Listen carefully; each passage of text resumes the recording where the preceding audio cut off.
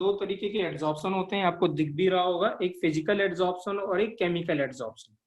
ठीक है, physical adsorption student वो होता है जब एड्सॉर्बेट और एड्सॉर्बेंट राइट दोनों के बीच में vendor Waal force of attraction होता है या इंटरमॉलिकुलर फोर्स ऑफ अट्रैक्शन होता है। ठीक है ना, right. So the adsorption in which adsorbent and adsorbate are held by physical forces like van der Waal force of attraction is called as physical adsorption, right. तो यहीं पे ये मेंशन है, ये adsorption in which adsorbate and adsorbent are held by physical forces like van der Waal force of attraction is called as physical adsorption, right. और chemical adsorption में क्या student, वो एड्सॉर्प्शन जिसमें एड्सॉर्बेट और एड्सॉर्बेंट जो जुड़े होते हैं वो बाय सम केमिकल फोर्स जुड़े होते हैं, that is like chemical bond. Chemical bond में भी कोवलेंट में भी आयनिक, कोई सा भी जो केमिकल बॉन्ड होता है, राइट। ठीक है, उसको हम क्या कहते हैं, केमिकल एब्जॉर्प्शन, राइट। तो फिजिकल एब्जॉर्प्शन का स्टूडेंट एक और नाम है जिसको फिजी एब्जॉर्प्शन कहते हैं, यहाँ पे मेंशन है फिजी एब्जॉर्प्शन। सिमिलरली जैसे केमिकल फिजिकल एब्जॉर्प्शन का फिजी एब्जॉर्प्शन नाम है, एक सेकंड नेम है, वैसे ही केमिकल एब्जॉर्प्शन का भी जो सेकंड नेम है वो है केमिजॉर्प्शन। क्या है, केमिजॉर्प्शन है। तो आइए डेफिनेशन देख लेते हैं। The adsorption in which adsorbent and adsorbate are held by chemical forces like chemical bond, ठीक है, आयनिक और covalent, it is also termed as chemi absorption। क्या बोलते हैं, chemi absorption, राइट। अब मैं आपसे पूछता हूँ, देखता हूँ कौन बताता है स्टूडेंट क्वेश्चन। मुझे ये बताइए बेटा, ठीक है ना, कि हमें, ठीक है ना, किसी रिएक्शन को कंप्लीट होने के लिए, क्योंकि यहाँ पे बॉन्ड बन रहा है तो इसका मतलब कुछ बॉन्ड बन रहा होगा तो बॉन्ड टूट भी रहा होगा, ऐसा कुछ हो रहा होगा, तो there must be some kind of reaction. तो अगर रिएक्शन हो रही होगी तो रिएक्शन को अचीव करने के लिए हमें कुछ एनर्जी की जरूरत होती है। वो कौन सी एनर्जी थी, हमने डिस्कस किया था एक चैप्टर में, किसी रिएक्शन को प्रोसीड करने के लिए, हाँ एक्सीलेंट जतिन, उस एनर्जी को क्या कहते हैं, activation energy. Heat of reaction नहीं, एक्टिवेशन एनर्जी। वेरी गुड, हाँ जतिन, तो उसको क्या कहते हैं, एक्टिवेशन एनर्जी। तो मुझे बताओ, ठीक है ना, इन दोनों एब्जॉर्प्शन में एक्टिवेशन एनर्जी को किसको जरूरत है, फिजिकल एब्जॉर्प्शन में जरूरत पड़ेगी कि केमिकल एब्जॉर्प्शन में जरूरत पड़ेगी, किस एब्जॉर्प्शन में जरूरत पड़ेगी, केमिकल एब्जॉर्प्शन में जरूरत पड़ेगी। विशाल ने बिल्कुल सही कहा है, ठीक है।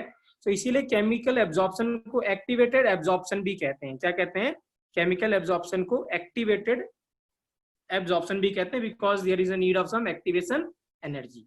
So chemical absorption involves high energy of activation. It is therefore referred as activation या activated absorption। ठीक है, कल मैंने आपसे एक क्वेश्चन, मैंने कल भी ये चीज बताया था, मैं फिर रिपीट कर रहा हूँ बेटा, है ना। फिजिकल एब्जॉर्प्शन, सॉरी क्या कह रहा हूँ, फिजिकल एब्जॉर्प्शन, और अभी मैं दोबारा रिपीट कर रहा हूँ यहाँ पे, फिजिकल एब्जॉर्प्शन और जैसे मैंने बोला था एब्जॉर्प्शन में डिफरेंस डिस्टिंग्विश करना इतना आसान नहीं होता। सिमिलरली फिजिकल एब्जॉर्प्शन और केमिकल एब्जॉर्प्शन में भी डिस्टिंग्विश करना इतना इजी नहीं होता, राइट।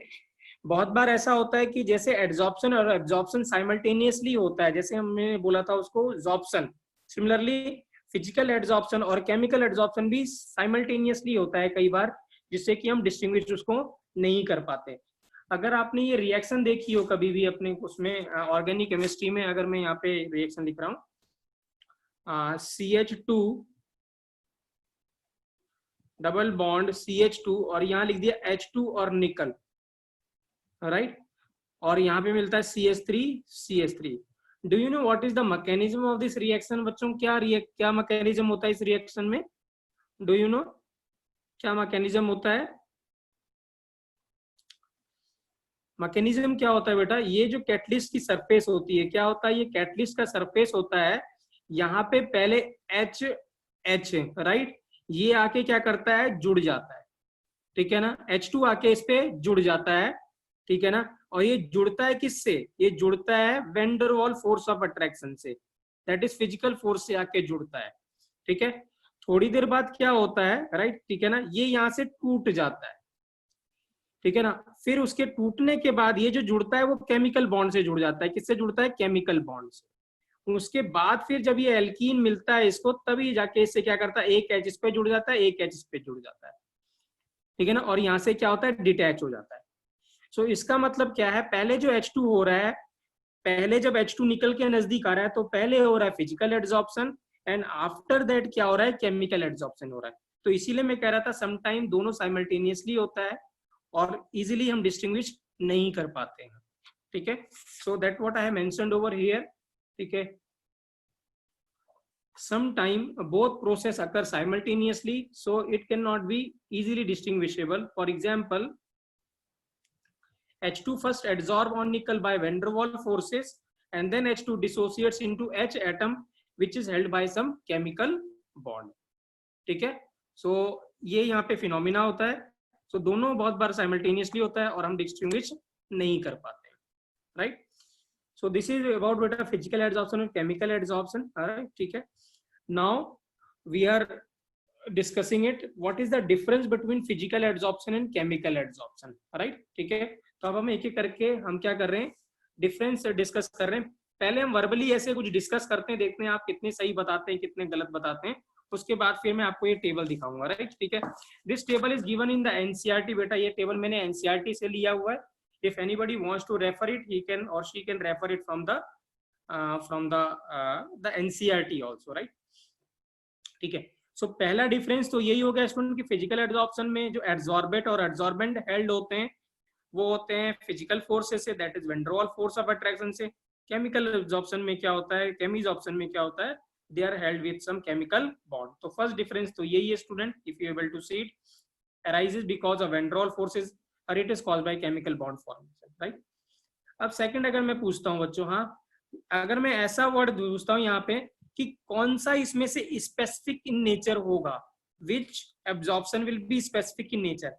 स्पेसिफिक का मतलब ये है student, right, which will be more specific in nature. कौन सा स्पेसिफिक मीन्स क्या होता है कि हर कोई किसी के साथ बॉन्ड नहीं बनाता, ठीक है ना, हमें पता है हर कोई किसी के साथ बॉन्ड नहीं बनाता। तो केमी एब्जॉर्प्शन क्या होता है, बहुत ही स्पेसिफिक होता है। बट क्या होता है फिजिकल जो एब्जॉर्प्शन होगा वो क्या होगा, वो तो क्या एक इंटरमोलिकुलर फोर्स ऑफ अट्रैक्शन है, तो हर एक के बीच में कुछ ना कुछ इंटरमोलिकुलर फोर्स ऑफ अट्रैक्शन तो होती ही है। तो फिजिकल एब्जॉर्प्शन इतना स्पेसिफिक नहीं होता, ये नॉन स्पेसिफिक होता है। केमिकल एब्जॉर्प्शन क्या होता है, स्पेसिफिक होता है। सो सेकंड पॉइंट ये, it is not specific in nature, और ये क्या है, जो वो केमिकल एब्जॉर्प्शन है वो क्या है, वो स्पेसिफिक है। अब नेक्स्ट, अगर मैं अब आपसे पूछूं कि इसमें से कौन सा रिवर्सिबल प्रोसेस होगा, फिजिकल की केमिकल, देखते कौन बताता है, which will be reversible process. Excellent Ashish, ठीक है। Physical will be reversible, physical क्या होगा, रिवर्सिबल होगा। क्यों बच्चों रिवर्सिबल क्यों होगा, वाई रिवर्सिबल बेटा, anyone, why reversible, physical absorption is why reversible, क्यों, क्योंकि क्या होगा, कोई भी मॉलिक्यूल किसी सरफेस से जो जुड़ रहा है वो weak van der Waals force से जुड़ रहा है, ठीक है ना। तो क्या होगा, अगर नजदीक आ जाएगा तो क्या हो जाएगा, जुड़ जाएगा, अगर दूर रहेगा तो चला जाएगा, तो ये तो हट जाएगा। कहने का मतलब क्या होगा, यहाँ से जो मॉलिक्यूल है वो जुड़ भी रहा होगा और डिटैच भी हो रहा होगा साइमल्टेनियसली, तो ये क्या होगा, वापस भी जा सकता है। तो ये क्या है, ये फिजिकल एब्जॉर्प्शन रिवर्सिबल फिनोमिना है। बट हमें पता है बॉन्ड बन जाए, बॉन्ड बनने के बाद अगर टूट जाए तो कोई जरूरी नहीं कि वो दोबारा से बॉन्ड बनेगा ही बनेगा। तो इट इज नॉट नेसेसरी कि अगर बॉन्ड कोई ब्रेक हो रहा है, ठीक है ना, या बॉन्ड बन रहा है तो दोबारा वो ब्रेक होके फिर से बनेगा, ये पॉसिबिलिटी ऐसी नहीं होती है। So the third point is that it is reversible in nature, it is irreversible in nature. क्या होता है, रिवर्सिबल इन नेचर और it is irreversible in nature. अब इसमें मुझे नेक्स्ट बताइए कौन इजीली होगा, फिजिकल एब्जॉर्प्शन या chemical absorption, which will be more easily, which will occur more easily. Physical बहुत आसानी से होगा क्योंकि उसमें कुछ बॉन्ड, ये जनरली क्या है, एक फोर्स ऑफ अट्रैक्शन ही है, कोई बॉन्ड बन नहीं रहा है, तो it will take easily, right, ठीक है। तो इसका मतलब क्या होगा, फिजिकल एब्जॉर्प्शन फास्ट होगा कि स्लो होगा, फिजिकल एब्जॉर्प्शन फास्ट होगा कि केमिकल एब्जॉर्प्शन फास्ट होगा, फिजिकल एब्जॉर्प्शन क्या होगा, फास्ट होगा, राइट, वेरी गुड, ठीक है। अब नेक्स्ट पॉइंट, ठीक है, फिजिकल एब्जॉर्प्शन यूजुअली क्या होता है, ठीक है ना, डिपेंड करता है नेचर ऑफ गैस पे, डिपेंड करता है नेचर ऑफ गैस पे, बेसिकली दोनों ही डिपेंड करते हैं नेचर ऑफ गैस पे, ठीक है ना। यहाँ पे कौन सी गैस क्या होगा, ठीक है, अगर मैं आपसे ऐसे पूछता हूँ, देखता हूँ ये अच्छा क्वेश्चन है कि O2 और NH3 कौन सी गैस इजीली एड्सॉर्ब होगी, कौन सी गैस इजीली एब्जॉर्ब होगी, O2 की अमोनिया? क्या गैस कर सकते हैं? NH3 not O2, ammonia will absorb easily, ठीक है ना। वो गैस जो इजीली लिक्विफिएबल होती हैं, वो गैस जो इजीली लिक्विफाई होती हैं, वो इजीली क्या हो जाती हैं, एब्जॉर्ब हो जाती हैं। क्या होती है, हाँ, जिसका क्रिटिकल टेम्परेचर क्या होगा, ज्यादा कि कम? क्रिटिकल टेम्परेचर किसका किसका कम होगा, किसका कम होगा क्रिटिकल टेम्परेचर? नहीं, क्रिटिकल टेम्परेचर O2 का कम होगा। क्यों? क्योंकि O2 इजीली लिक्विफाई नहीं होगी, तो आपको टेम्परेचर और भी ज्यादा कम करना पड़ेगा। याद आया आपको ग्राफ, लिक्विफिकेशन का ग्राफ? ऐसा ग्राफ, ऐसा वाला, ये वाला ग्राफ था ऐसे, ठीक है, राइट। गैसी स्टेटमेंट आता, तो ये क्या है, अमोनिया। क्या है, अमोनिया इजीली लिक्विफाई होती है। अगर आपको याद है वो आइसोथर्म पढ़ा था हमने, CO2 का आइसोथर्म कराया था, उसका क्रिटिकल टेम्परेचर 30.98 था, 30.9 था, कुछ 98 था, ठीक है। सो ये क्या होता है, जो इसका जो गैस इजीली लिक्विफाई होती है उसका क्रिटिकल टेम्परेचर ज्यादा होता है। इजीली का मतलब क्या, आसानी से लिक्विफाई हो रही, आसानी से मतलब क्या, हमें ज्यादा कुछ मेहनत नहीं करनी पड़ रही है। मेहनत करने का मतलब हमें ज्यादा कुछ टेम्परेचर कम नहीं करना पड़ रहा है, बहुत ज्यादा प्रेशर भी अप्लाई नहीं करना पड़ रहा है। सो अमोनिया का क्रिटिकल टेम्परेचर ज्यादा होता है, तो वो गैस जिसका क्रिटिकल टेम्परेचर ज्यादा होता है, स्टूडेंट ये अच्छा क्वेश्चन है, ज्यादा होता है, वो इजीली एब्जॉर्बेबल होती है, ठीक है, राइट। और यहाँ पे क्या होगा, केमिकल एब्जॉर्प्शन भी नेचर पे डिपेंड करेगा, बट यहाँ पे बॉन्ड बनेगा, क्या बनेगा, बॉन्ड, ठीक है। सो नेक्स्ट पॉइंट यही है, it depends upon the nature of gas, more easily liquefiable gas absorb easily. यहाँ पे क्या होगा, it also depend upon the nature of gas but gas can react with adsorbent, से react करता है। अब नेक्स्ट क्वेश्चन बच्चों, मुझे ये बताइए कि किस में, हमने कल बोला था एड्सॉर्प्शन इज एक्सोथर्मिक प्रोसेस, किस एड्सॉर्प्शन में ज्यादा एनर्जी रिलीज होगी, किस adsorption which is more exothermic बेटा? केमिकल, क्या होगा, केमिकल। क्यों? क्योंकि वहां पे बॉन्ड बन रहा है, ठीक है, तो बॉन्ड बन रहा है, इसका मतलब क्या होगा, जहाँ पे बॉन्ड बनता है तो एटम और नजदीक आते हैं, तो मोर अमाउंट ऑफ एनर्जी क्या होगी, रिलीज होगी। तो इसका जो एंथैल्पी ऑफ एड्सॉर्प्शन होता है वो स्टूडेंट कितना होता है, 20 to 40 किलो जूल पर मोल के बराबर, और इसका होता है 80 to 240 किलो जूल पर मोल के बराबर, ठीक है, राइट। हाँ जी, हाँ जी, हाँ जी, ठीक है, 6th पॉइंट, राइट। अब मुझे बताओ, ठीक है ना, फिजिकल एड्सॉर्प्शन लो टेम्परेचर पे होगा कि हाई टेम्परेचर पे होगा?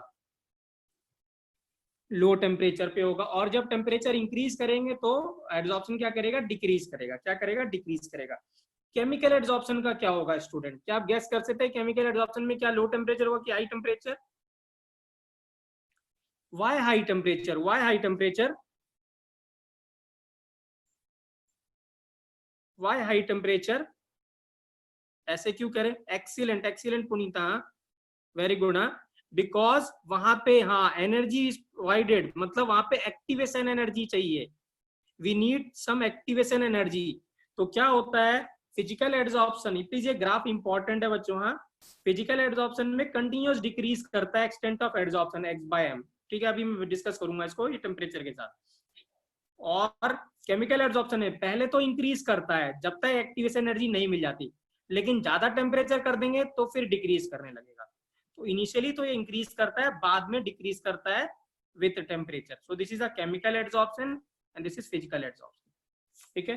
सो नेक्स्ट पॉइंट ये student, low temperature is favorable, it decreases with increase in temperature, high temperature is favorable, it increases with increase in temperature, right। Please याद रखेंगे, यहाँ पे ये इंपॉर्टेंट है, फर्स्ट इंक्रीजेस देन डिक्रीजेस, हाँ, तो मैंने मेंशन नहीं किया क्योंकि आगे मैं इसको दोबारा से एक्सप्लेन करूंगा, ठीक है, तो बट याद रखेंगे, ये ग्राफ आपको याद रखना है, तो ये फर्स्ट इंक्रीज करता है तब डिक्रीज करता है, ठीक है, राइट। तो यहाँ ये वाला पॉइंट हम अभी डिस्कस कर चुके हैं, एक्टिवेशन एनर्जी की जरूरत किसमें पड़ेगी, किसमें, केमिकल एड्सॉर्प्शन है, फिजिकल एड्सॉर्प्शन में कोई एक्टिवेशन एनर्जी की जरूरत नहीं पड़ेगी, right. So no appreciable activation energy is required, या high activation energy is required, ठीक है ना, राइट। अब फिजिकल एड्सॉर्प्शन यूजुअली क्या होता है बच्चों, प्रेशर पे डिपेंड करता है, क्योंकि यहाँ पे ज्यादातर गैसेज होती हैं, अगर आप प्रेशर बढ़ाएंगे तो गैस इजिली क्या करता है, एड्सॉर्ब होती है, ठीक है ना। तो एड्सॉर्प्शन यूजुअली इंक्रीज करता है विद इंक्रीज इन प्रेशर, आप किसी चीज को कंप्रेस करेंगे तो गैस क्या करेगी, एड्सॉर्ब हो जाएगी इस सरफेस पे। बट केमिकल एड्सॉर्प्शन बॉन्ड बनता है, तो बॉन्ड बनने में ज्यादा प्रेशर का कुछ रोल नहीं होता है। तो नेक्स्ट पॉइंट ये बेटा कि it depends upon pressure, physical adsorption depend upon pressure and it increases with increase in pressure. यहाँ पे it does not depend upon pressure. ठीक है, नेक्स्ट है, ये हमने पहले डिस्कस किया था, ये क्या होगा, फास्ट होता है फिजिकल एडजॉर्प्शन और केमिकल क्या होता है, स्लो होता है। ठीक है ना। अब एक और पॉइंट है, ये भी इंपॉर्टेंट पॉइंट है। ठीक है बच्चों, जो फिजिकल एडजॉर्प्शन होता है ना, जो फिजिकल एडजॉर्प्शन होता है वो मल्टी लेयर होता है या मल्टी मॉलिकुलर लेयर होता है। क्या होता है, मल्टी मॉलिकुलर लेयर। इसका ये मतलब है कि क्या होगा, पहला मॉलिक्यूल आया यहाँ पे, इसके साथ वैन डर वाल्स फोर्स के साथ जुड़ गया, फिर क्या होता है, दूसरा जो लेयर आती है वो भी आके इसके साथ van der Waals force of attraction से जुड़ जाती है, क्योंकि van der Waals force of attraction है तो यहाँ कोई बॉन्ड तो बना नहीं है कि वैलेंसी सेटिस्फाई होने वाली है। ठीक है, तो इजीली क्या होता है, first layer, second layer, third layer ऐसे एड्सॉर्ब होती है। ठीक है ना, गैसेस। तो ये यूजुअली जो फिजिकल एड्सॉर्प्शन होता है वो क्या होता है, ठीक है ना, मल्टी लेयर होता है जब प्रेशर थोड़ा ज्यादा रखते हैं तो। बट क्या आप मुझे बता सकते हैं कि ये क्या कहते हैं, केमिकल एब्जॉर्प्शन मल्टी लेयर होगा कि यूनी लेयर होगा?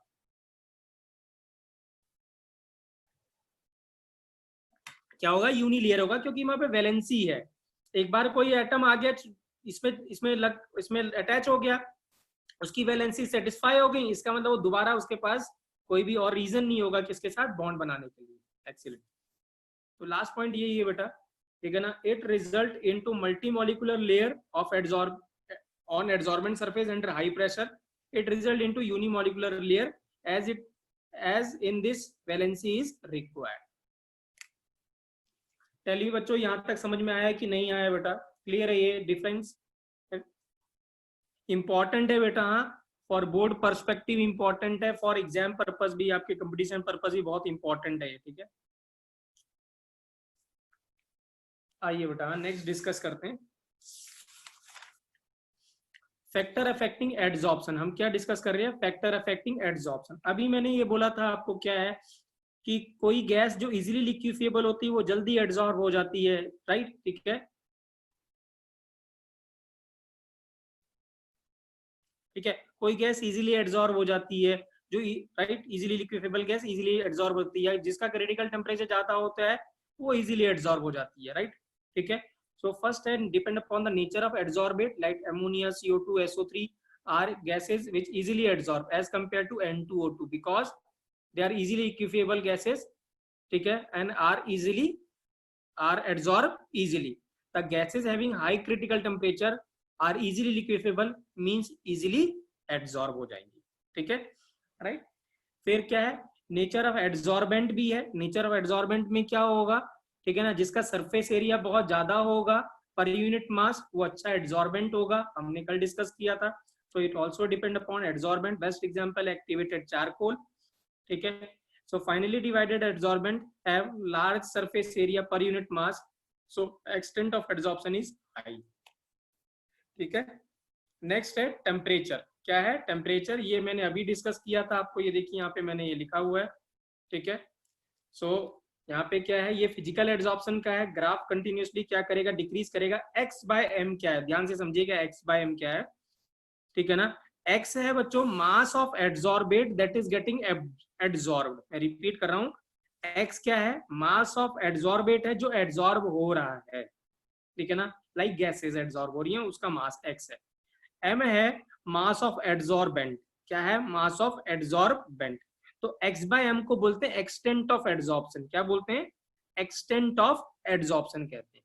ठीक है, तो यहाँ पे मैं ये लिखा है, देखिए टेम्परेचर जब बढ़ाएंगे तो ये कंटिन्यूसली क्या करता है, डिक्रीज करता है। ये decreases with increase in temperature. लेकिन जो केमिकल एड्सॉर्प्शन है, आप देखिए अभी मैंने बताया था x by m extent of adsorption, ये शुरू में तो इंक्रीज करता है but reaching at certain temperature उसके बाद क्या करता है, डिक्रीज करता है। तो यहाँ पे ये लिखा है, it initially increases then decreases. The reason हमें पता है क्योंकि यहाँ पे some activation energy is required, और activation energy देने के लिए we have to increase some temperature. Correct है बच्चों, क्लियर है बेटा? ये ग्राफ क्लियर है, कोई बोल नहीं रहा है, ठीक है, चलिए। नाउ बच्चों क्या है, अब हम क्या देखने जा रहे हैं, इफेक्ट ऑफ प्रेशर देखने जा रहे हैं। क्या देखने जा रहे हैं, इफेक्ट ऑफ प्रेशर। ठीक है ना। नाउ वेरी वेरी इंपॉर्टेंट बेटा, ठीक है, मैं भी वो क्वेश्चन भी कराऊंगा या आपसे कहूंगा करने के लिए, जो इसी साल आया है अभी सितंबर में, जो जेई मेंस का हुआ था, वो देखते कौन सही करता है। तो आप ध्यान से बैठिएगा और ध्यान से सुनिएगा इस क्वेश्चन टॉपिक को। तो हम इफेक्ट ऑफ प्रेशर देख रहे हैं बच्चों, किसमें, एक्सटेंट ऑफ एड्सॉर्प्शन का देख रहे हैं कि प्रेशर के साथ क्या इफेक्ट होगा। तो हमने पहले बोला केमिकल एड्सॉर्प्शन में इतना ज्यादा फर्क नहीं होगा, ठीक है ना, सिर्फ किस पे पड़ेगा, फिजिकल एड्सॉर्प्शन पे फर्क पड़ेगा। पहली बात तो ये है। दूसरी बात, यहाँ पे टेम्परेचर हमें कांस्टेंट रखना है। क्या करना है, टेम्परेचर कांस्टेंट रखना है। तो जब टेम्परेचर कांस्टेंट होता है और हम इफेक्ट ऑफ प्रेशर देखते हैं by keeping the temperature constant, ऐसे ग्राफ को हम क्या कहते हैं, when temperature is constant and we plot the graph. बच्चों ऐसे ग्राफ को क्या कहते हैं, क्या कहते हैं, एनीवन? नहीं, नहीं, हाँ, तो वो इस ग्राफ को क्या कहते हैं, there is a name of some graph, isotherm. Excellent Abhiyog, क्या बोलते हैं उसको, आइसोथर्म। क्या कहते हैं, आइसोथर्म। सो क्या होगा, जब प्रेशर आप बढ़ाएंगे तो क्या होता है, शुरू में तो क्या करता है, वो इंक्रीज करता है, बट आफ्टर सम टाइम जाके क्या होता है, वो कांस्टेंट हो जाता है। ठीक है, so this is the graph बच्चों। हाँ ठीक है, ये ग्राफ है, ठीक है। सो ये क्या है, एक्सटेंट ऑफ एड्सॉर्प्शन का ग्राफ है, एक्स बाय एम। पहली बताया इधर प्रेशर है तो इनिशियली इंक्रीज करता है, उसके बाद धीरे थोड़ी देर बाद जाके कांस्टेंट हो जाता है। ये पीएस क्या है, सैचुरेशन प्रेशर है, ठीक है। और एक्स बाय एम क्या है, हम डिफरेंट टेम्परेचर पे प्लॉट कर रहे हैं, आइसोथर्म में यहाँ टेम्परेचर क्या है, कांस्टेंट है। क्या है, कांस्टेंट है। Now X by M we are plotting with the pressure at different temperature, same gas का डिफरेंट टेम्परेचर पे प्लॉट कर रहे हैं, ठीक है ना। क्या मुझे आप बता सकते हैं बच्चे, what is the relation between T1 T2 और T3? देखते हैं कौन बताता है, what is the relation between T1 T2 and T3? T3 क्या है, हाईएस्ट है। एक्सीलेंट जगरूप, बिल्कुल सही कहा है जगरूप ने, T3 क्या है, हाईएस्ट है।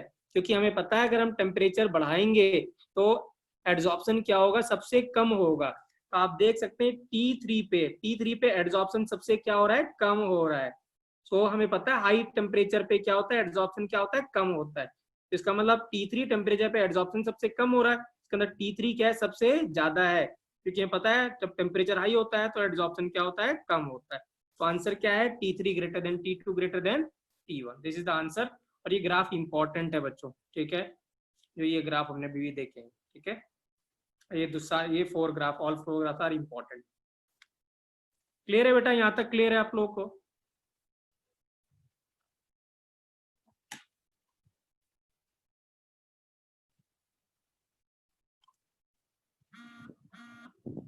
चलिए, हाँ। सो बच्चों अब हम सबसे इंपॉर्टेंट डिस्कस कर रहे हैं, जो कि मैंने बताया था आपको कि इसका क्वेश्चन इसी साल आया था। Very very very important student, कितने वेरी लगाए तो कम है, क्वेश्चन आएगा ही आएगा, मिस नहीं होगा, ठीक है। इसी टॉपिक से अगर एक क्वेश्चन आता है एड्सॉर्प्शन का, तो वो क्वेश्चन वो इसी टॉपिक से होगा, और हर साल आता है बेटा, हर साल आता है, ठीक है। तो प्लीज इसको ध्यान से समझिएगा, बहुत इजी है और स्कोरिंग है बिल्कुल, ठीक है। अब आइसोथर्म क्या है, पहले मैंने अभी बताया था। क्या करेंगे, जब हम एक्सटेंट ऑफ एड्सॉर्प्शन को मेजर करते हैं with respect to pressure keeping the temperature constant, ऐसा ग्राफ को, ठीक है, अगर हम इसको ग्राफिकल रिप्रेजेंट करते हैं तो ऐसे ग्राफ को क्या कहते हैं, आइसोथर्म कहते हैं, आइसोथर्म कहते हैं, राइट, ठीक है। सो यहाँ पे ये लिखा हुआ, the variation of amount of gas that adsorb by adsorbent with pressure at constant temperature is expressed by means of curve is called as adsorption isotherm। क्या है, adsorption isotherm, ठीक है। अब आइसोथर्म स्टूडेंट क्या है, दो आइसोथर्म है, ठीक है ना। एक तो यहाँ पे लिखा हुआ है फ्रेंडलिच आइसोथर्म बोलते हैं इसको, ठीक है, फ्रेंडलिच आइसोथर्म, ठीक है ना। एक और है लैंगमियर आइसोथर्म कहते हैं उसको, क्या कहते हैं, Langmuir isotherm. But Langmuir is not in our syllabus, ठीक है ना। कभी जब स्कूल रीओपन होगा या कभी कोचिंग रीओपन होगी, देन अगर आप मुझे कहेंगे तब मैं लैंगमियर आपको करा दूंगा, otherwise it is not required, उसका कुछ कभी आता नहीं है, because it is not in our syllabus, ठीक है ना। बट फ्रेंडलिच आइसोथर्म हमारे सिलेबस में it is mentioned in NCERT, so it is very very important, और इसी का क्वेश्चन आता है हर साल, ठीक है, तो ध्यान से समझिएगा। तो क्या हुआ, फ्रेंडलिच ने क्या करा 1909 में, ठीक है ना, एक रिलेशन डेवलप किया, ठीक है ना, कि किसका रिलेशन डेवलप किया, एक्सटेंट ऑफ एड्सॉर्प्शन का। एक्सटेंट मतलब X by M, X means amount of gas that is getting adsorbed divided by mass of adsorbent. तो एक्सटेंट ऑफ एड्सॉर्प्शन का ग्राफ प्लॉट किया या रिलेशन डेवलप किया, ठीक है ना, with pressure keeping the temperature constant, ठीक है ना। और क्या रिलेशन आया वो हमारे सामने है, तो यहाँ पे मेंशन है, Freundlich develop the relation between the quantity of gas getting adsorbed by unit mass of solid adsorbent and pressure at particular temperature. This is the relation x by m k p into 1 by n। होता क्या है, x by m directly proportional to p to the power 1 by m होता है। उन्होंने क्या relation develop किया, x by m is directly proportional to p to the power 1 by n। जब proportionality से साइन हटेगा तो k by m is equal to some constant k p to the power 1 by n आएगा, ठीक है। So this is the relation, very very important, I have mentioned also here, very very important ना, ठीक है ना। x क्या है, मैं फिर से रिपीट कर रहा हूँ, x is mass of gas getting adsorbed on mass m of adsorbent at pressure क्या T। तो मैं रिपीट कर रहा हूँ, x is mass of a gas adsorbed on mass m of adsorbent at pressure P। तो ये तीनों चीजें यहाँ पे मेंशन्ड है, if you able to read it, right, ठीक है। अब k और n क्या है बच्चों, k और n यहाँ पे कांस्टेंट है, k और n क्या है, कांस्टेंट है, यस यस, ठीक है। k और n क्या है, कांस्टेंट है, that depend upon the nature of adsorbent and the gas, ठीक है ना, नेचर ऑफ एड्सॉर्बेंट पे और गैस पे, दैट इज एड्सॉर्बेट पे एट पर्टिकुलर टेम्परेचर पे, ठीक है। So the k and n are, अभी बेटा बता रहा हूँ, अभी डोंट वरी अबाउट इट, ठीक है ना, अभी बता रहा हूँ k का क्या होने वाला है, ठीक है ना। k और n आर कांस्टेंट, अभी खत्म तो ना हुआ है, k and are constant depend upon the nature of adsorbent and gas at particular temperature, ठीक है, राइट। तो यहाँ पे ये ग्राफ है, ठीक है। अब आप देख सकते हैं ये ग्राफ अभी हमने डिस्कस किया था, जैसे जैसे आप टेम्परेचर इंक्रीज करते जाएंगे, एक्सटेंट ऑफ एड्सॉर्प्शन क्या करता जाएगा, डिक्रीज करता जाता है। 195 kelvin, 244 kelvin, 273 kelvin, x by m versus pressure. तो इनिशियली क्या करता है, इंक्रीज करता है, बाद में क्या होता है, कांस्टेंट हो जाता है, ठीक है। So this curve indicates that at a fixed pressure there is a decrease in physical adsorption with increase in temperature. जैसे आप टेम्परेचर इंक्रीज करते जाएंगे, so there will be a decrease in, क्या हो जाएगा, physical adsorption with increase in temperature, ठीक है, right. अब देखिए अब मैं इसका आपको एक्सप्लेन कर रहा हूँ, k का क्या होने वाला, n का क्या होने वाला है, ध्यान से देखिए। अब ये सबसे इंपॉर्टेंट पार्ट है बेटा, ये इसका कॉन्सेप्चुअल पार्ट है, ध्यान से समझिएगा, ठीक है। x by m versus p है, ये हमने ग्राफ अभी देखा था, ठीक है ना। अब इस ग्राफ को स्टूडेंट मैंने क्या 3 पार्ट में डिवाइड कर दिया, 1, 2 और 3, तभी हम इसको अच्छे से समझ सकते हैं, राइट, ठीक है। मैंने जानबूझ के इसको क्या करा, 3 पार्ट में डिवाइड कर दिया टू एक्सप्लेन यू, ठीक है ना, राइट। अब ध्यान से देखिए, अगर मैं फर्स्ट पार्ट में पूछता हूँ, ये जो पहला पार्ट है इसका, जो यहाँ पे मैंने 1 लिखा हुआ है, क्या आप गैस कर सकते हैं यहाँ पे इस पार्ट में, ठीक है ना, 1 by n की क्या वैल्यू होगी, 1 by n की क्या वैल्यू होगी, क्या आप गैस कर सकते हैं इस पार्ट में 1 by n की वैल्यू क्या होगी, 1 होगी। क्यों, क्योंकि ये क्या लाइन होगी, y इज इक्वल टू क्या हो गया, mx हो गया, क्या हो गया, y is equal to mx। इसका मतलब क्या है, फर्स्ट पोर्शन में इनिशियली क्या होगा, एड्सॉर्प्शन डायरेक्टली वेरीज करता है किसके साथ, प्रेशर के साथ, डायरेक्टली वेरी करता है प्रेशर के साथ, as 1 by n is equal to कितना हो जाएगा, 1 हो जाएगा। तो यहाँ पे यही है, ठीक है ना। For part 1 by n is equal to 1 है, क्योंकि y is equal to mx जैसा दिख रहा है graph, x by m is equal to क्या हो जाएगा, k to the power 1 by p। Adsorption varies directly with pressure, ठीक है, ठीक है। ये क्या है, जब प्रेशर क्या है, लो है, क्या है, प्रेशर क्या है, इनिशियली है, ये क्या है, इनिशियली या लो प्रेशर पे। अब अगर मैं आपसे थर्ड पार्ट में पूछता हूं, यहाँ पे क्या मुझे गैस कर सकते हैं, now it is what is the value of 1 by n, third part में क्या वैल्यू 1 by n की, एक्सीलेंट बेटा, क्या है, 0 है, वेरी गुड। हाँ, इन्फिनिटी नहीं है, 0 है, क्योंकि कांस्टेंट हो गया x by m, क्या हो गया, कांस्टेंट हो गया। इन्फिनिटी क्यों है यार जगरूप, इन्फिनिटी का मतलब क्या होगा, 1 by n इन्फिनिटी, मैं 1 by n की बात बोल रहा हूँ बेटा, n की बात नहीं पूछ रहा हूँ, आई एम, प्लीज याद रखेंगे, मैं 1 by n की बात बोल रहा हूँ, हाँ, ठीक है ना।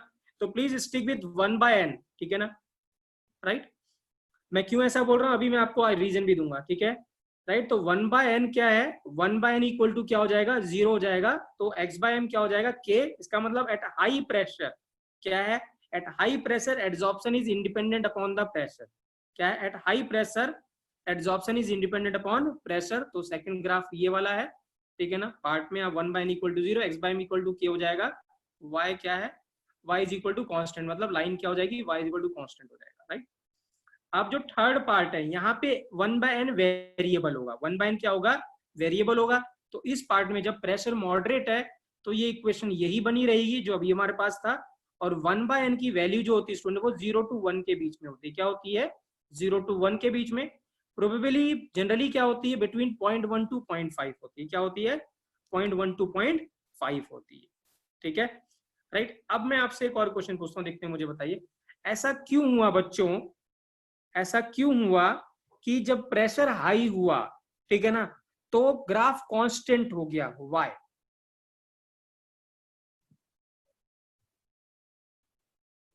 व्हाई, हाँ, नो मोर एड्सॉर्प्शन, क्यों नहीं नो मोर एड्सॉर्प्शन हो रहा, व्हाई, लिक्विफाई हो गया, ओके, वॉल्यूम लेस बचा है, किसका वॉल्यूम आशीष, किसका वॉल्यूम, ठीक है, सरफेस का। अच्छा मुझे ये बताइए ना, जब हमने स्टार्ट किया था तो मैंने आपको बताया था, मैंने आपसे कहा था कि क्या कहते हैं, जो एड्सॉर्प्शन होता है वो रेजिडुअल वैलेंसी के वजह से होता है, किसकी वजह से होता है, रेजिडुअल वैलेंसी की वजह से। तो मुझे बताइए क्या रेजिडुअल वैलेंसी इनफाइनाइट होगी किसी भी एड्सॉर्बेंट की, क्या रेजिडुअल वैलेंसी नहीं, कुछ लिमिटेड ही होगी, एक टाइम पे रेजिडुअल वैलेंसी क्या हो जाएगी, खत्म हो जाएगी। तो जब रेजिडुअल वैलेंसी खत्म हो जाएगी तो मुझे बताओ क्या एड्सॉर्प्शन होगा, क्या एड्सॉर्प्शन होगा जब रेजिडुअल वैलेंसी नहीं, तो इसका मतलब क्या होगा, आप प्रेशर बढ़ाते जाएंगे, एड्सॉर्ब होता जाएगा होता जाएगा होता जाएगा, एक टाइम पे आप सब खत्म हो जाएगा, फोर्स इक्वली बैलेंस्ड हो जाएगा, कोई इम्बैलेंस नहीं बचेगा, सबकी बैलेंसी सेटिस्फाई हो जाएंगी, then there will no adsorption, तब कोई एड्सॉर्प्शन नहीं होगा, इसीलिए ग्राफ आगे जाके क्या हो जा रहा है, कांस्टेंट हो जा रहा है। तो ये जो रीजन है ये फ्रेंडलिच ने नहीं दिया था, फ्रेंडलिच से जब ये पूछा गया ऐसा क्यों हो रहा है, why the graph is become constant eight high pressure, ठीक है ना, तो उसके पास इसका आंसर नहीं था, he not able to explain this, so this is one of the demerit और डिसएडवांटेज, या हम कहें डिसएडवांटेज नहीं कहेंगे, हम कहेंगे लिमिटेशन ऑफ फ्रेंडलिच आइसोथर्म, जो कि ये एक्सप्लेन किया किसने, ऐसा क्यों हो रहा है, वो एक्सप्लेन किया लैंगमेयर ने, जो मैंने बोला था सेकंड एड्सॉर्प्शन जो था आइसोथर्म में, लैंगमेयर, उन्होंने ये एक्सप्लेन किया ऐसा क्यों हो रहा है, ठीक है, राइट। सो यहाँ पे यही सब मेंशन है स्टूडेंट, राइट। आइए रीड करते हैं, the relation hold good for a limited pressure, ये रिलेशन होल्ड गुड करता है लिमिटेड प्रेशर पे, क्योंकि हमें पता है जैसे प्रेशर हाई होगा 1/n की वैल्यू क्या हो जाएगी, 0 हो जाएगी, रिलेशन एग्जिस्ट नहीं करेगा, ठीक है ना। So the experimentally the isotherm always reaches the saturation eight high pressure, मतलब क्या होगा, यहाँ पे क्या हो गया, सैचुरेशन आ गया, क्या आ गया, सैचुरेशन आ गया एट हाई प्रेशर, ठीक है। ऐसा क्यों आ रहा है, सैचुरेशन क्यों आ रहा है, तो यही लिखा हुआ, why it happens could not be explain by Freundlich, ये फ्रेंडलिच ने एक्सप्लेन नहीं कर पाए, ठीक है, right. So this is the isotherm बच्चों, बहुत इंपॉर्टेंट है और बहुत इजी है, राइट। अब इसको हम क्या करें, अब हम इसको क्या कर सकते हैं, can we convert this into a straight line graph, क्या हम इसको स्ट्रेट लाइन ग्राफ में कन्वर्ट कर सकते हैं बच्चों, can we convert into straight line graph, how how how, हाँ, taking, excellent Gaurav, taking how बच्चों, टेकिंग लॉग, एक्सीलेंट। तो अब हम लॉग ले रहे हैं इसका, अब हम लॉग लेते हैं इसको, ठीक है। सो क्या है, x by m is equal to k p to the power 1/n था, taking log on both side, log x by m is equal to log k 1/n log p, तो x by m is equal to 1/n log p plus log k है। Please right it in और notebook, अभी इसको लिखिएगा, लिख लीजिएगा, क्योंकि हम अभी क्वेश्चन में करा रहा हूँ, जो इसी साल आया वही क्वेश्चन में करा रहा हूँ, तो प्लीज नोट कर लीजिएगा सो दैट आपको फॉर्मूले की दिक्कत ना हो। Right it, log x by m extent of adsorption 1/n log p log क्या k, ठीक है ना, p इज प्रेशर, ठीक है। तो ये क्या हो जाएगा, y is equal to M X plus C हो गया, तो इसका ग्राफ जो आएगा वो ऐसा आएगा, log x बाय m, ठीक है, log के क्या हो गया, इंटरसेप्ट हो गया, स्लोप कितना हो गया, 1/n हो गया, ठीक है, right. So at low pressure क्या था, हमने बोला था x by m is equal to k into P हो जाएगा, at high pressure x by m equal to क्या हो जाएगा, k हो जाएगा, at moderate pressure x by m is equal to k p to the power क्या हो जाएगा, 1 हो जाएगा, ये हमने अभी देखा था, राइट, ठीक है, राइट। क्लियर है बेटा, ये आइसोथर्म क्लियर है आप लोगों को, टेल मी यस या नो बेटा, ठीक है, ये फॉर्मूला प्लीज नोट कर लीजिएगा, अपने रफ में ही नोट कर लीजिएगा, ठीक है, राइट। आइए क्वेश्चन डिस्कस करते। चलिए, हाँ मैं आपको टाइम दे रहा हूँ बेटा, हाँ you are having a time of 2 minute, ठीक है। ट्राई दिस क्वेश्चन, हाँ this is the question of JEE Mains 2020 सितंबर, ठीक है, 2 या 3 सितंबर को ये क्वेश्चन आया था। देखते हैं who gives the correct answer. मैं क्वेश्चन पढ़ देता हूँ so that you able to understand it. The mass of gas adsorbed x पर यूनिट मास ऑफ एड्सॉर्बेट, ठीक है ना, एड्सॉर्बेंट होना चाहिए था, ठीक है, बेंड कर लीजिएगा। मास m was measured at various pressure p. The graph between log x by m and log p gives a straight line with a slope equal to कितना है 2 है, स्लोप कितना है 2 है, and intercept is 0.4771. The value of x by m at pressure 4 atm पूछा हुआ, the value of x by m at pressure 4 atm is, और log 3 की वैल्यू गिवन है आपको 0.4771, क्या गिवन है 0.4771 गिवन है।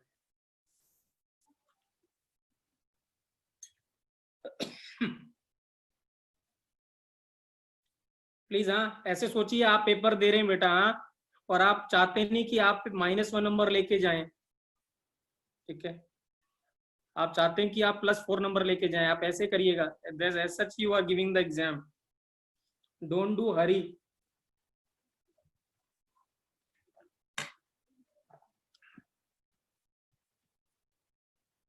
सब डाटा गिवन है बेटा, हाँ।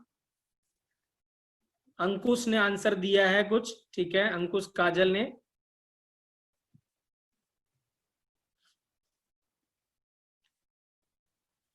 नहीं आशीष आदित्य सबका आंसर गलत है।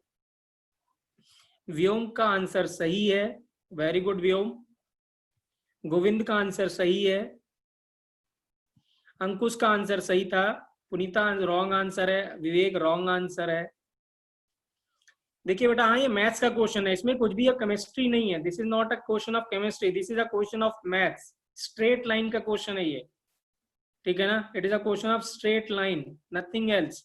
रॉन्ग आंसर है सबका, ठीक है ना, it is a integer, their answer is integer, so correct answer is 48, correct answer क्या है 48, तो याद रखेंगे जो करेक्ट आंसर है वो कितना है 48। और मैं आपको एक बात और बताऊं, जो एनटीए ने आंसर दिया है, ठीक है ना, एनटीए ने जो आंसर दिया वो आंसर दिया था 6, इसका कितना दिया था 6। अगर आप देखेंगे ना उसका आंसर, इसका आंसर देखेंगे on the NTA website you will find the answer is 6 but the correct answer is 48, ठीक है। आइए इसको देखते हैं, बहुत इजी था बेटा, मैथ्स का क्वेश्चन था, इसमें कुछ भी नहीं था, ठीक है ना। मुझे बताओ स्लोप किसके बराबर है, व्हाट इज स्लोप किसके बराबर हो गया, what is the slope, slope क्या है 1/n, स्लोप क्या है 1/n and it is equal to 1/n is equal to कितना है 2, कितना है 2, तो कितना हो गया स्लोप इज इक्वल टू कितना हो गया 1/n इज इक्वल टू कितना हो गया 2। अब ठीक है ना, इंटरसेप्ट कितना गिवन है, इंटरसेप्ट गिवन है 0.4771, इसका मतलब लॉग के की वैल्यू किसकी गिवन है, लॉग के की वैल्यू 0.4771 और लॉग 3 की वैल्यू भी कितनी है 0.774 में 4 है, इसका मतलब के की वैल्यू कितनी आई, के की वैल्यू कितनी आई 3, कितनी आई 3, तो हमें के की वैल्यू मिल गई 1/n की वैल्यू मिल गई, तो हमें क्या करना है सीधे फॉर्मूले में पुट कर दें, x/m is equal to K power p to the power 1/n, के की वैल्यू कितनी होगी 3, p कितना प्रेशर बोला था 4 atm, तो p is 4, 1/n equal to 2, तो 4 4 16, 16 3 48, तो आंसर कितना है 48 है बच्चों इसका आंसर।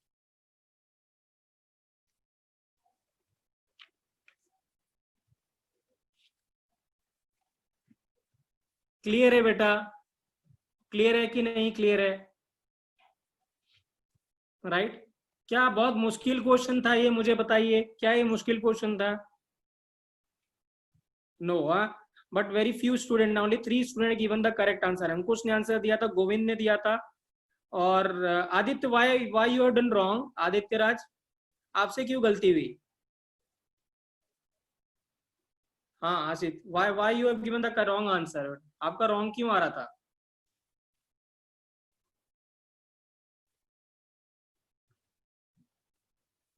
ठीक है, राइट। अब देखिए यहाँ एनटीए ने यहाँ पे मुझे बताओ, देखो एनटीए ने क्या किया होगा यहाँ पे, 6 कैसे आंसर आया होगा, 6 कैसे आंसर आया होगा, 6 इसका मतलब उन्होंने क्या इसका रूट ले लिया, हाँ तो ये रूट ले लिया तो आंसर कितना है 6। तो मुझे बताओ 6 करेक्ट आंसर है कि 48 करेक्ट आंसर है, what is the correct answer, 6 और 48? 48 इज द करेक्ट आंसर, ठीक है, राइट। 25 ऐसे क्वेश्चन थे बेटा शायद, ठीक है ना, जिसमें क्या था आंसर में शायद प्रॉब्लम थी या क्या था, 25 questions in JEE Mains this year, ठीक है। आइए यहाँ नेक्स्ट डिस्कस करते हैं, adsorption in solid phase, solution phase क्या है, एड्सॉर्प्शन इन सॉल्यूशन फेज, ठीक है ना, ये भी एनसीईआरटी में गिवन है तो ध्यान से समझिएगा इसको भी, ठीक है ना, एड्सॉर्प्शन इन सॉल्यूशन फेज। अब क्या है, लेट्स सपोज हमारे पास स्टूडेंट क्या है, कोई सॉल्यूशन है ए और ए प्लस बी का, क्या है ए प्लस बी का कोई सॉल्यूशन है, हमने क्या करा इस सॉल्यूशन को किसी किसी सॉलिड के से पास करा दिया, राइट, जिसको हम बोलते हैं क्या एड्सॉर्बेंट से पास करा दिया। अब क्या है इस एड्सॉर्बेंट में ऐसी टेंडेंसी है कि बी तो इसमें एड्सॉर्ब हो गया और ए बाहर निकल गया, ठीक है ना, इस फिनोमिना को हम क्या कहेंगे, adsorption of a solution phase, क्या कहेंगे, adsorption of a solution phase. वहां पे क्या था, गैसेस थी, यहाँ पे सिर्फ क्या है, गैस की जगह क्या है, सॉल्यूशन है।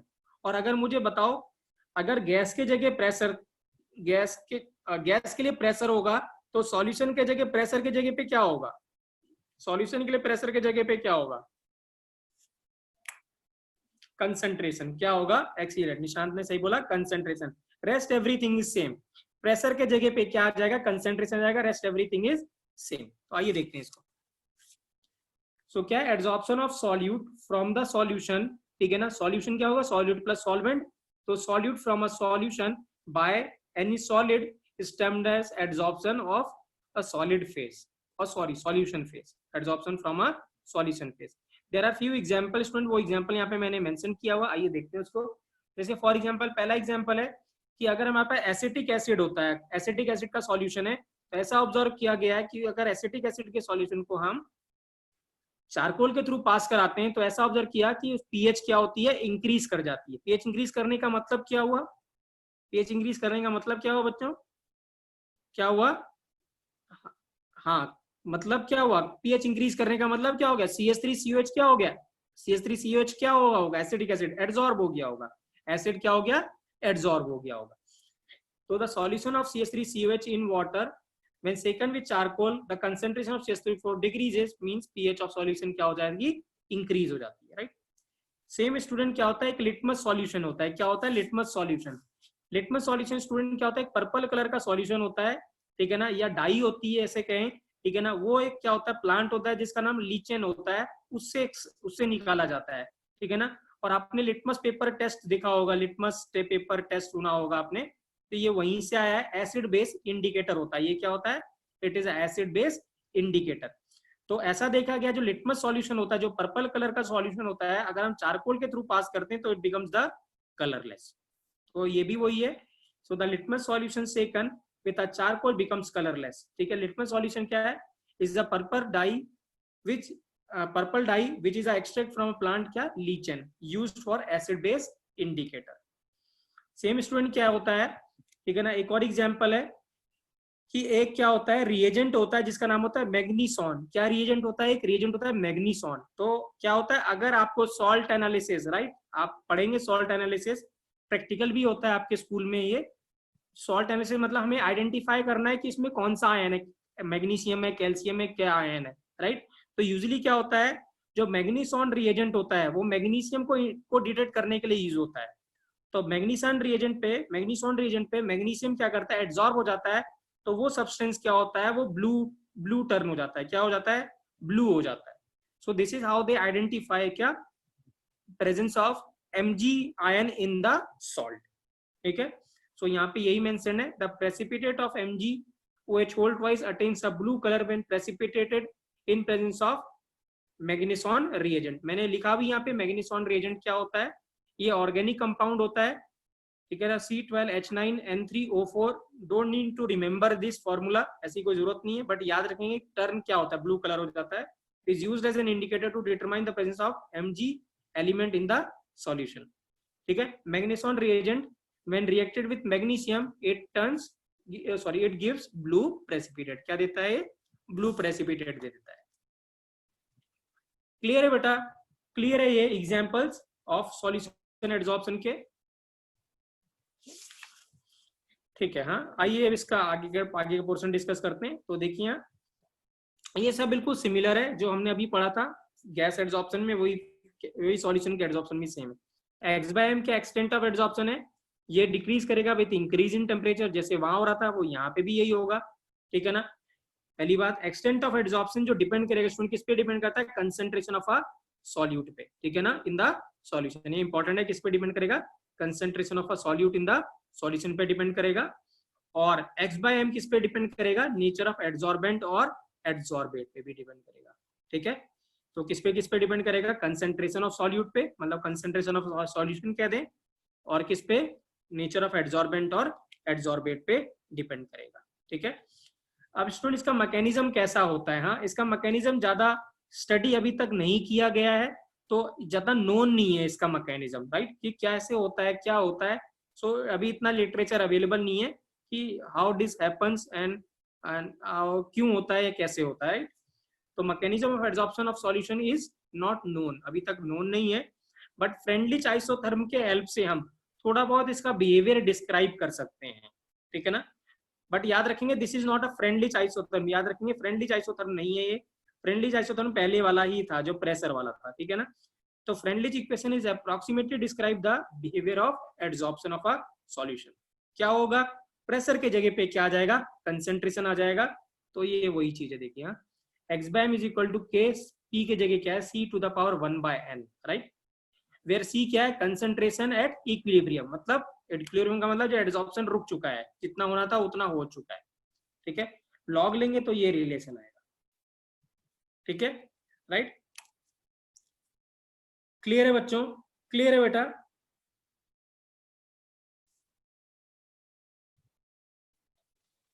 ठीक है। तो हम क्या करते हैं यहाँ पे याद रखेंगे, यहाँ पे x क्या है प्लीज, हाँ ये इंपॉर्टेंट है। यहाँ पे x है कि difference in initial concentration and final concentration, क्योंकि हमें क्या बना, कितना एड्सॉर्ब हुआ है। तो कितना एड्सॉर्ब तो हमें तब पता चलेगा, इनिशियल कंसेंट्रेशन अगर C1 है और बाद में कंसेंट्रेशन एड्सॉर्प्शन क्या C2 होगी, तो एड्सॉर्ब कितना हुआ होगा? C2 माइनस या C1 माइनस कितना हुआ होगा? C2। तो x will be the difference in concentration, initial minus final. तो ये इंपॉर्टेंट है, x विल बी क्या? Difference in concentration C1 minus C2 होगा। क्लियर है बच्चों? क्लियर है, राइट। तो हम क्या करते हैं, बार बार एक्सपेरिमेंट करते हैं, ठीक है ना, और x बाय x की वैल्यू कैलकुलेट करने की कोशिश करते हैं। ठीक है ना, रिपीट करते हैं इस एक्सपेरिमेंट को to determine the value of x। तो यहाँ पे यही मेंशन है, equal volume of solution added in equal amount of charcoal in different flask the final concentration is determined. हम डिटरमाइन करते हैं, बार बार करते हैं और उसको डिटरमाइन करते हैं किसको? फाइनल कंसेंट्रेशन को।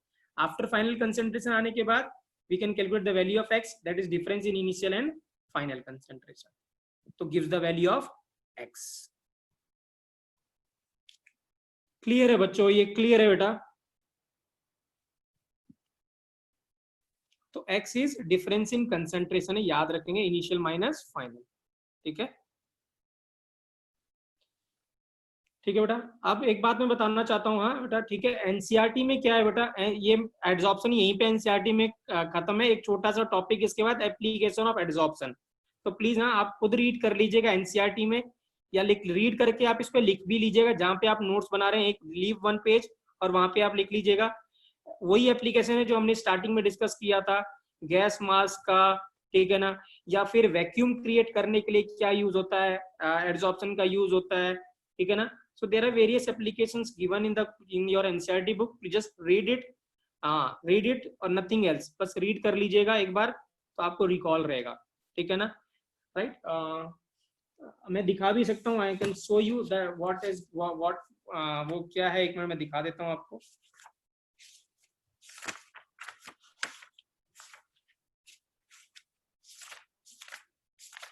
ठीक है, ये मेंशन है बेटा यहाँ पे, अगर आप देखें द एप्लीकेशन ऑफ एडसॉर्प्शन, यहाँ पे लिखा है production of vacuum, high vacuum, है ना, क्योंकि वैक्यूम अगर हमें चाहिए तो सारी गैस वहां से रिमूव करनी है। गैस मास्क का कंट्रोल ह्यूमिडिटी, ठीक है ना, heterogeneous catalyst, separation of inert gas, जो इजीली लिक्विफिएबल गैसेस होंगी वो जल्दी सेपरेट हो जाएंगी, ठीक है ना, राइट। फ्रोथ फ्लोटेशन प्रोसेस होता है, ये आपने 10th क्लास में पढ़ा होगा मेटलर्जी में, हम अभी भी डिस्कस करेंगे जब मेटलर्जी डिस्कस करेंगे, ठीक है ना। एड्सॉर्प्शन ऑफ इंडिकेटर, क्रोमेटोग्राफी भी आपने पढ़ा होगा, ठीक है ना, इन क्लास 10th या 9th में, ठीक है। So just read these, nothing else बेटा, जस्ट रीड कर लीजिएगा और कुछ नहीं। क्लियर है बच्चों, क्लियर है बेटा। सो दिस इज अबाउट बेटा एड्सॉर्प्शन, राइट, ठीक है, एड्सॉर्प्शन इतना ही था, ठीक है ना। मैं एक क्वेश्चन करा रहा हूँ आपको इस बेस पे, यहाँ इस वाले फॉर्मूले के बेस पे। चलिए यहाँ please try to solve this question बेटा, ठीक है। चलिए यहाँ ये आपके सामने क्वेश्चन है, please try to answer correctly बेटा, इसका करेक्ट आंसर बताइए क्या है। इन एक्सपेरिमेंट, इन एक्सपेरिमेंट, ठीक है, 200 ml of 0.5 molar oxalic acid is shaken with 10 gram of activated charcoal and filtered. The concentration of filtrate is reduced to 0.4 molar. Calculate the amount of x by m बेटा। तो इसका मतलब आपको सिर्फ x निकालना है, x का amount निकालना है। Please try to solve it बेटा।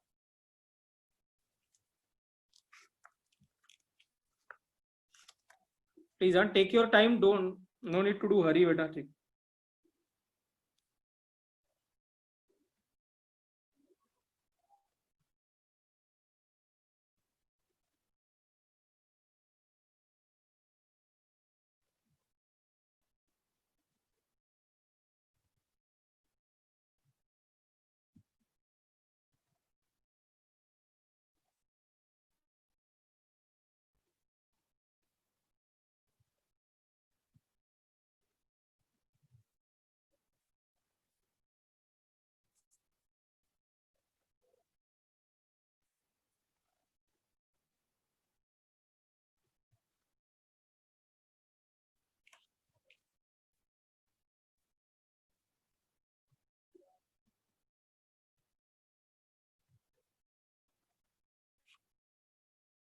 ओके,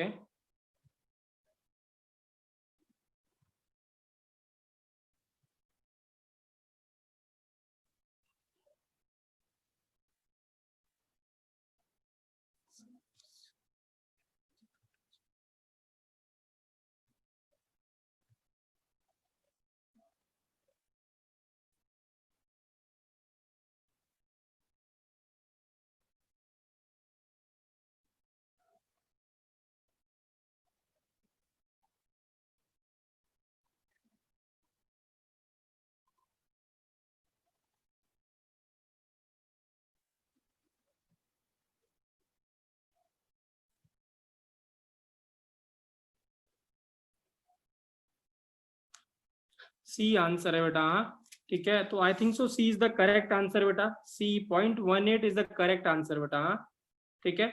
सो आप देख सकते हैं क्या है, mass of oxalic acid that is being absorb, क्या था वो, इनिशियल फाइनल माइनस इनिशियल, तो 0.5 माइनस 0.4 हो गया, ये तो क्या हो गया, ठीक है, मोल्स आ गया। मोल्स को मल्टीप्लाई कर दिया किससे हमने, वॉल्यूम से, वॉल्यूम लीटर में लेना था तो 200 इंटू 10⁻³ कर दिया, तो ये आ गया आप कितना, ये क्या आ गया बच्चों, ये क्या आ गया मुझे बताओ, वॉल्यूम इनटू मोल्स, ये क्या आ गया, वॉल्यूम इनटू मोल्स क्या हो गया, मास, सॉरी है ना, क्या हो गया, मास इनटू क्या हो गया, क्या था, सॉरी क्या आ गया, मोल्स आ गया ना, ये मोल्स इनटू ये क्या है, मोलैरिटी है, मोलैरिटी इनटू वॉल्यूम क्या आ गया, मोल्स, मोल्स को मल्टीप्लाई कर दे किसे, मॉलिक्यूलर वेट से, तो क्या आ गया, वेट आ गया, तो वेट कितना हो गया 1.8, और अमाउंट कितना हो गया, एक्स बाय एम कितना हो गया 1.8 इंटू 1.8 अपॉन कितना 10, दैट इज 0.18, कितना है 0.18। क्लियर है बच्चों, समझ में आया कि नहीं आया बेटा, टेल मी यस या नो, क्लियर है ये बेटा, किसी को कोई doubt,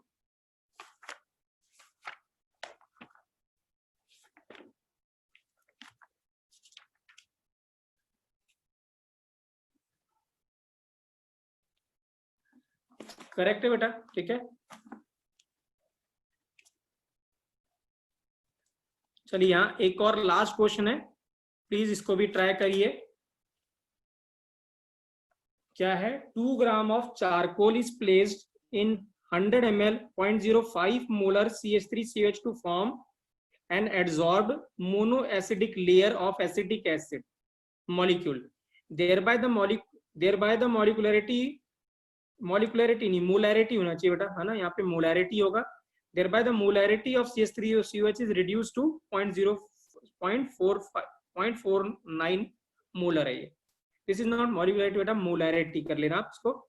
The surface area of charcoal is 3 into 10 to the power 2 है ये, meter square per gram. The surface area of charcoal covered by each molecule of acetic acid is, ठीक है, 0.49 है बेटा, हाँ सॉरी 0.049 होगा, हाँ क्या होगा 0.049, सही कह रहे हैं, ये क्या होगा 0.049 होगा, ठीक है, करेक्ट है बेटा, करेक्ट, ठीक है. अब ये क्वेश्चन भी केमिस्ट्री का नहीं है बेटा, हाँ ये क्वेश्चन भी मैथ्स का ही क्वेश्चन है कि इसमें से कितना चला गया क्या बचेगा, राइट. सिर्फ यहाँ यूनिट को बैलेंस करना है बस, ठीक है. क्या आप ट्राई करेंगे, कर लेंगे बेटा ये क्वेश्चन.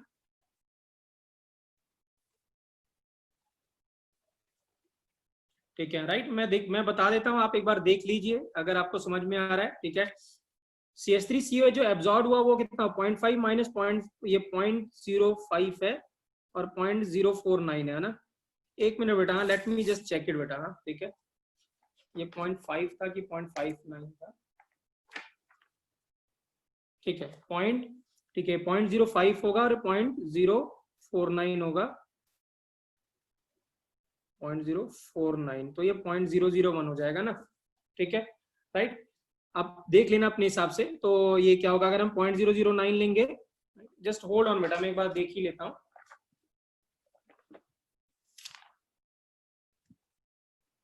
ठीक है.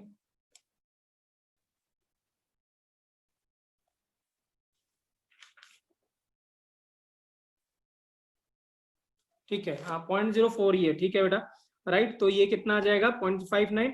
अब नंबर ऑफ मॉलिक्यूल जो एब्जॉर्ब होंगे, ये क्या है मोलैरिटी इनटू कितना वॉल्यूम कितना था, इसको लीटर में कन्वर्ट कर लीजिएगा 100 को, ठीक है.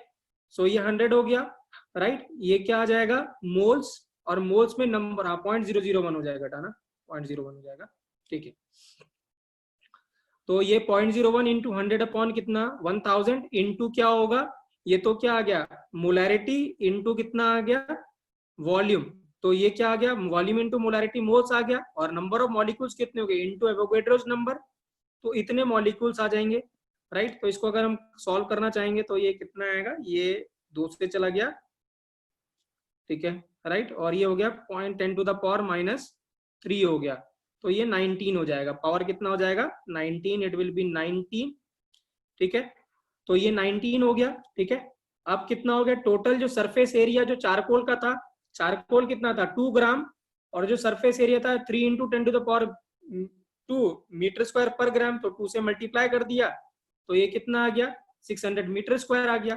तो दिस मीन पर मॉलिक्यूल कितना एरिया कवर करेगा 600 अपॉन कितना, जो मॉलिक्यूल थे टोटल नंबर ऑफ मॉलिक्यूल्स, तो डिवाइड कर दिया 19 से, तो आंसर आ जाएगा बच्चों. क्लियर है बेटा, क्लियर है कि नहीं क्लियर है, ठीक है.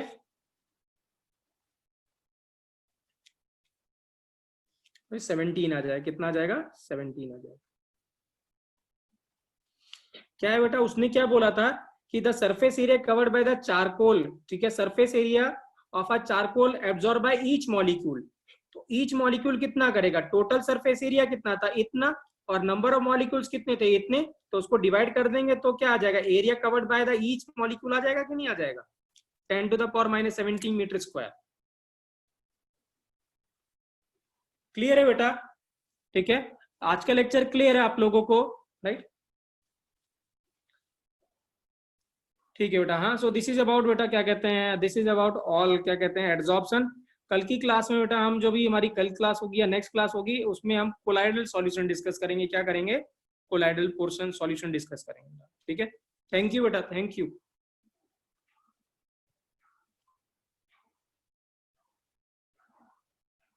थैंक यू बेटा, बाय.